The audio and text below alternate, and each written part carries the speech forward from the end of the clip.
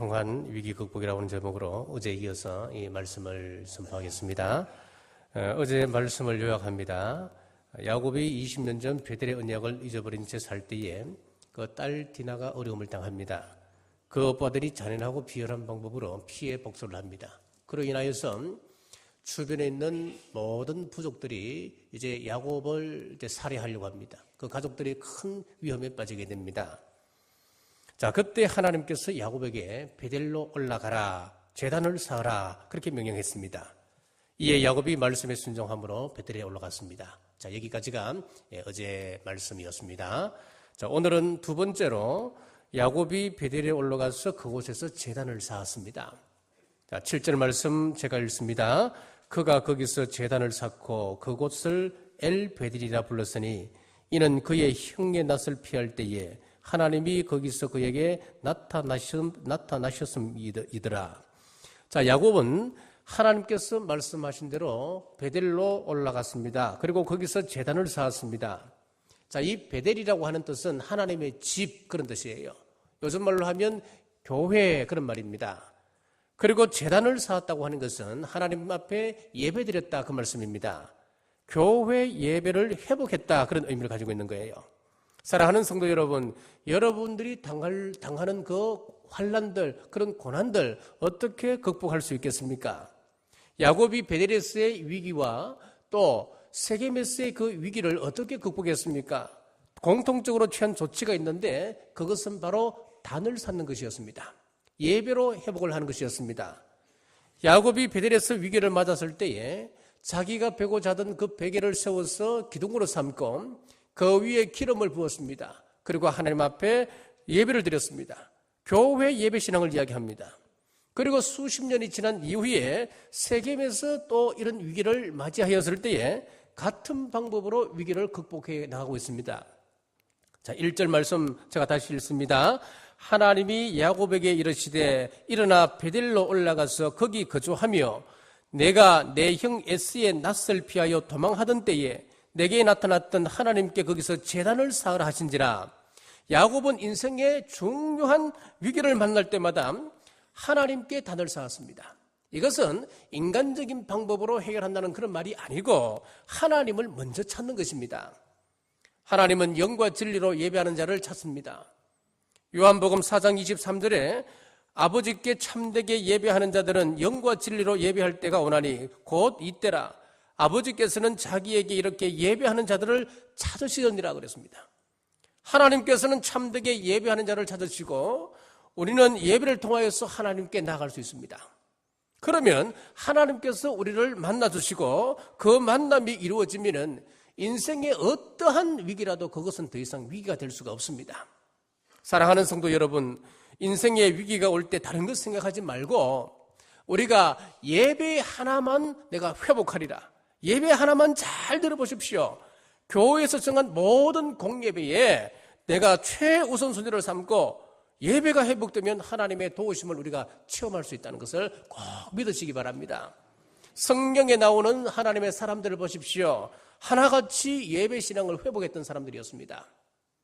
노아가 인류 멸망의 큰 위기를 겪고 그가 나와서 제일 먼저 뭐 합니까? 하나님 앞에 단을 쌓습니다. 단을 쌓음으로 말미암아 놀라운 약속을 그가 받지 않습니까? 아브라함도 마찬가지입니다. 아브라함의 삶은 단을 쌓는 삶이었습니다. 그는 가는 곳곳마다 단을 쌓았고 자기에게 있어서 가장 큰 위기가 찾아왔을 때에 그것도 단으로 해결했습니다.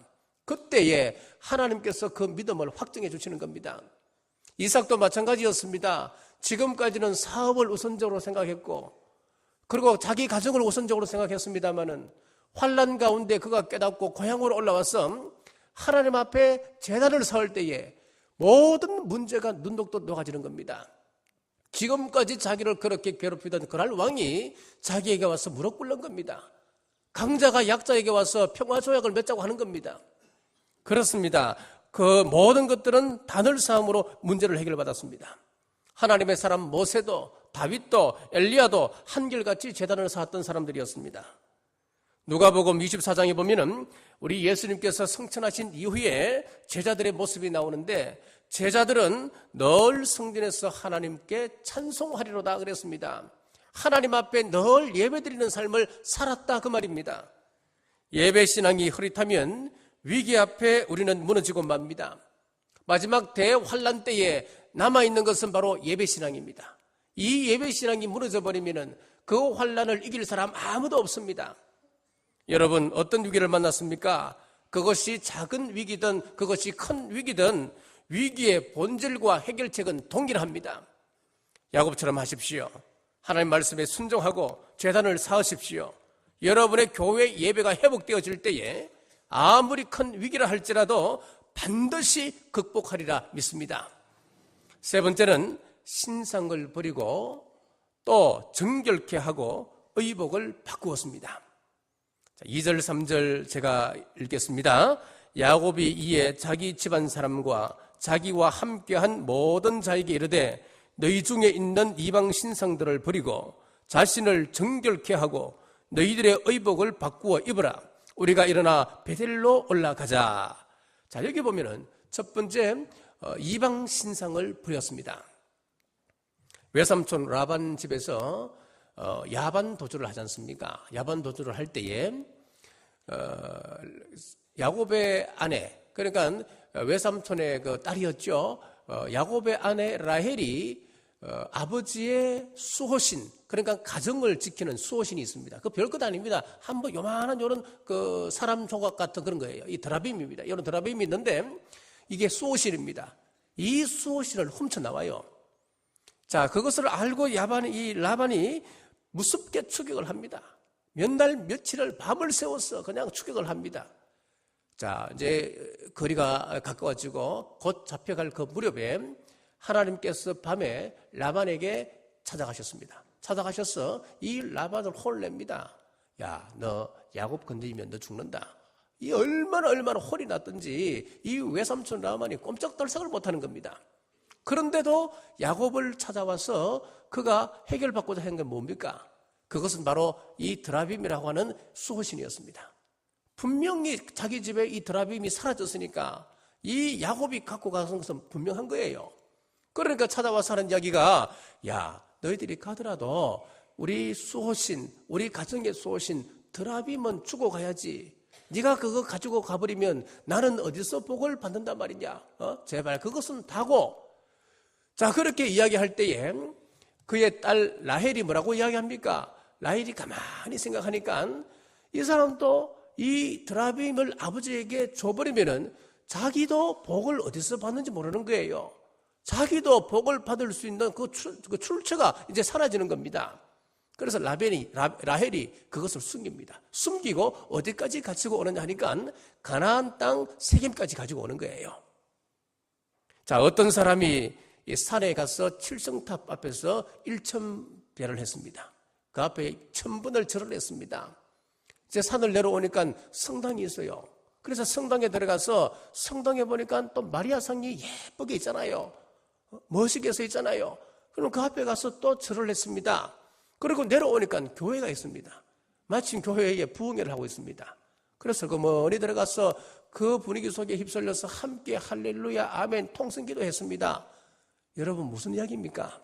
이 세 가지 중에 칠성탑, 성당, 교회 이 세 가지 중 하나만 걸려도 된다는 거예요. 지금 이 라헬이 신앙이 똑이와 같습니다. 여러분 이것이 무슨 신앙이라 할 수 있겠습니까, 여러분? 자, 똑같습니다. 우리에게도 보이는 우상이 없다 하더라도 보이지 않는 무형의 우상이 있을 수 있습니다.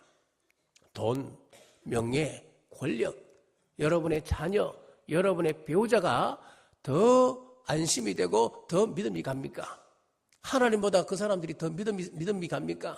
그러면 다 우상인 거예요. 여러분의 우상은 무엇입니까? 이런 우상을 제거해야 하나님의 보호를 받을 수 있다는 거예요. 이 시간 우상을 제하시는 여러분 되시길 주님의 이름으로 축원합니다. 두 번째는 의복을 바꾸어 입으라 그랬습니다. 35장 2절 하반절에 보면 너희들의 의복을 바꾸어 입으라 그랬지요. 의복을 바꾸는 것은 회개를 상징합니다. 원문의 뜻을 보면 갱신하다 그런 뜻이에요. 계시록 22장 14절에 보면은 자기 두루마기를 빠는 자들은 복이 있으니 그랬습니다. 두루마기를 빤다고 하는 것은 회개를 이야기합니다. 지금까지 죄된 행실을 씻어내는 것을 이야기합니다. 죄가 있거나 또 우리에게 막힌 것이 있거나 우리 마음속에 걸리는 끔찍한 것이 있다고 한다면은 그것이 하나님과 우리 관계를 막아내어서 축복의 물줄기를 차단시켜버립니다. 야고보서 4장 8절에 보니까 하나님을 가까이 하라 그리하면 너희를 가까이 하시리라. 죄인들아 손을 깨끗이 하라. 두 마음을 품은 자들아 너희 마음을 성결케 하라 그랬습니다. 마음에 떳떳하지 못한 것 여러분 내려놔야 됩니다. 마음에 하나님과 나 사이에 죄의 문제가 지금까지 남아있다고 한다면 여러분 회개함으로 씻어내시는 여러분 되시길 주 여러분으로 축원합니다. 세 번째 야곱은 정결케 했습니다. 2절 하반절에 이방 신상들을 버리고 자신을 정결케 하고 그렇게 말씀합니다. 자, 킹 제임스 성경에서는요, 여기서 정결케 하라 이 말씀을 온전케 하라 그렇게 번역을 했습니다. 그렇게 되어 있습니다. 야곱은 세겜에서의 위기를 맞이하여서 온 가족을 신앙으로 이끌어 온전케 했습니다. 외적인 요소가 뭐 있었습니까? 우상을 제하여버리고 의복을 갈아입는 것, 이런 외적인 요소들 외에 내적으로도 온전케 했습니다. 여기서 한 가지 중요한 것은 하나님께서는 분명히 야곱에게 말씀하셨습니다마는 야곱은 온 가족에게 이것을 적용시키고 있습니다. 자기와 함께하고 있는 모든 사람들에게 이것을 적용시킵니다. 그래서 자기가 데리고 있는 모든 사람들을 데리고 함께 이 베델로 올라갔습니다. 그리고 함께한 모든 자들에게 이방 신상을 버리게 했습니다. 의복을 바꾸어 입도록 했습니다. 그리고 마음을 온전케 하도록 했습니다. 자, 가족 전체의 위기라면은 가족 구성원 전체가 신앙을 회복해야 됩니다. 그 책임은 누구에게 있습니까? 1차적으로는 가장에게 있습니다. 만약에 가장이 예수님을 믿는 신앙이 없다고 한다면은 신앙을 가진 사람이 그 책임을 감당해야 됩니다. 혼자만 하나님의 말씀에 순종해서는 안 됩니다. 혼자만 교회 예배 신앙 회복해서는 안 됩니다. 가족 전체의 위기라고 한다면은 온 가족을 신앙으로 이끌어야 합니다. 베델로 올라가라 이 말씀에 순종했습니다. 의복을 바꾸어 입어라. 그리고 여기 이 말씀에도 순종했습니다. 단을 쌓아라. 교회 예배 신앙 회복했습니다. 정결케 하라. 하나님 앞에 온전케 되었습니다. 자, 야곱이 가족과 온 자신과 온 가족의 신앙을 새롭게 했더니만 그가 어떤 복을 받습니까? 자, 첫째 5절입니다. 문제가 풀어지기 시작했습니다. 5절 말씀 제가 읽습니다. 그들이 떠났으나 하나님이 그 사면 골들로 크게 두려워하게 하셨으므로 야곱의 아들들을 추격하는 자가 없었더라.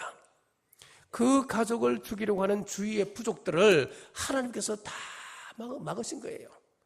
우리 힘으로 해결하지 못한 것 하나님께서 이루시기를 시작하신 겁니다. 하나님께서 막기 시작하신 겁니다. 자, 그런데 5절 말씀에 잘 보시면은 이방인들 그리고 다른 부족들을 하나님께서 막아주시는데 이 5절 말씀은 아직까지 베델에서 제단을 쌓기 전입니다. 다만 1절에서 베델에 올라가서 제단을 쌓으라 말씀했지만은 아직까지 이행 못했는 상태인데 다만 이행하려고 올라가 있는 상황입니다. 자, 그러니까 여러분 이것은 무슨 말씀이냐면은 이행하려고 우리가 올라가기만 해도 하나님의 말씀을 내가 지키려고 마음의 결단만 해도 하나님께서는 벌써 야곱과 함께 역사를 시작하셨다 그 말입니다. 이 시간 여러분도 앞으로 교회 예배를 회복하리라 결심하십시오. 여러분들이 신앙 결심을 할 그때부터 하나님께서 여러분들을 위하여 일하고 계신다는 사실을 꼭 명심하시기 바랍니다. 자, 두 번째 복은 이스라엘이라고 하는 이름을 붙여주셨습니다. 자, 10절 말씀입니다. 하나님이 그에게 이르시되 내 이름이 야곱이지만은 내 이름을 다시는 야곱이라 부르지 않겠고 이스라엘이 내 이름이 되리라 하시고 그가 그의 이름을 이스라엘이라 부르시고. 자, 앞에 다른 부족들로 하여금 두렵게 만들어서 이 야곱의 가족들을 건드리지 못하게 하신 것은 아직까지 제단을 쌓기 이전이었습니다. 마음의 결심만 하고 베델로 올라갔음에도 하나님께서 그러한 역사를 이루어 주셨습니다. 그런데 두 번째 이 10절 이후에는 제단을 쌓고 난 이후에 받은 복입니다. 자, 마침내 야곱이 베델로 올라가서 제단을 쌓고 그 제단을 엘베델이라고 새롭게 이름을 붙입니다. 그때 하나님은 다시 한번 야곱을 만나주시는데 야곱의 이름을 또다시 이스라엘이라 고쳐주셨습니다. 야곱의 이름이 뭡니까? 사기꾼 그런 뜻이거든요. 그런데 이스라엘이라고 하는 이름의 뜻은요, 하나님과 겨루어 이겼다, 하나님과 씨름하여 이겼다 그런 뜻입니다. 다른 말로 하면 하나님의 왕자 그런 뜻이에요. 이제 잔머리 써가지고 살던 그 시대는 끝났다. 이제는 야곱아 걱정하지 마라. 내가 너의 삶을 보장한다. 내가 너를 책임진다. 너는 내 아들이다. 너는 하나님의 황태자 이스라엘이다. 하나님이 새 이름을 주신 거예요. 여러분, 이름을 바꿔주신 것은 과거 야곱은 죽었다 그런 의미를 가지고 있는 거예요. 여러분, 왜 이름을 바꿨습니까? 과거에 나는 죽었다 할 때 여러분들 새 이름을 가지는 것 아니겠습니까? 실제로 베델에서 단을 쌓고 새 이름을 받고 난 이후에 야곱의 삶을 보면은 이전과는 확연한 차이가 있는 것을 보게 됩니다. 지금까지는 속이는 삶을 살았습니다. 지금까지는 죄의 삶을 살았습니다. 하지만 이 베델에서 새로운 이름을 받고 난 이후에 이 야곱의 삶을 보면 거의 흠이 없는 삶을 살아가는 거예요. 여러분, 이런 보장 받으시길 주의 이름으로 축복합니다. 계속 이어지는 축복 세 번째가 뭐냐 하면 후손의 축복을 받게 되었습니다. 창세기 35장 11절에서 12절, 하나님이 그에게 이르시되 나는 전능한 하나님이라 생육하며 번성하라. 한 백성과 백성들의 총회가 내게서 나오고 왕들이 내 허리에서 나오리라. 내가 아브라함과 이삭에게 준 땅을 내게 주고 내가 내 후손에게도 그 땅을 주리라. 사실 야곱은 자녀 교육에 실패한 사람입니다. 자기가 잘못하여 자신들을 신앙으로 양육하지 못했지만은 하나님 앞에 그 순종할 때에 자녀의 복을 주셨습니다. 어떤 복을 주시냐니까 백성의 총회가 내게서 나오고 네 후손 가운데 나온다는 거예요. 그리고 후손들이 그 왕들이 내 허리에서 나온다. 네 후손 가운데 왕들이 나온다는 거예요. 자, 이런 후손의 복을 받는다는 약속입니다. 자, 하나님께서 베델로 올라가라 말씀하셨을 때 순종함으로 올라갔습니다. 거기서 제단을 쌓았습니다. 예배시장 회복했습니다. 그리고 이방 신상들을 다 버렸습니다. 우상을 제거했습니다. 그리고 옷을 바꾸어 입었습니다. 즉 회개했습니다. 그리고 자기 마음을 정결케 했습니다. 온전케 했습니다. 온전케 했더니만 하나님께서 어떤 복을 주셨습니까? 자녀의 복을 주셨다. 그 후손의 복을 주셨다 그 말씀입니다.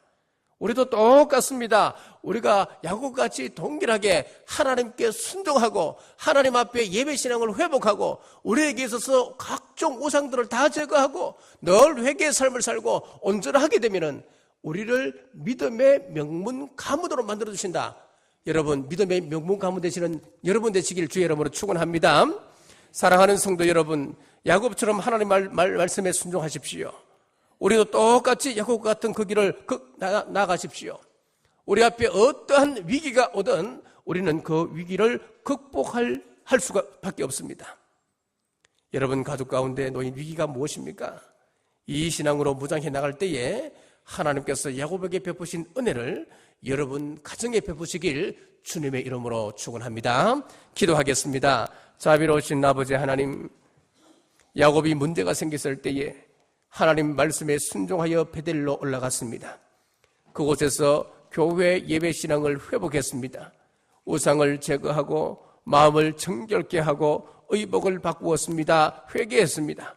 우리의 예배가 하나님 앞에서 진리의 기준을 따라 하나님의 마음을 만지는 예배될 수 있도록 은총 더하여 주셔서 야곱이 받았던 그 축복을 우리 또한 받아 누리게 하여 주시옵소서. 마태복음 10장 기도합니다.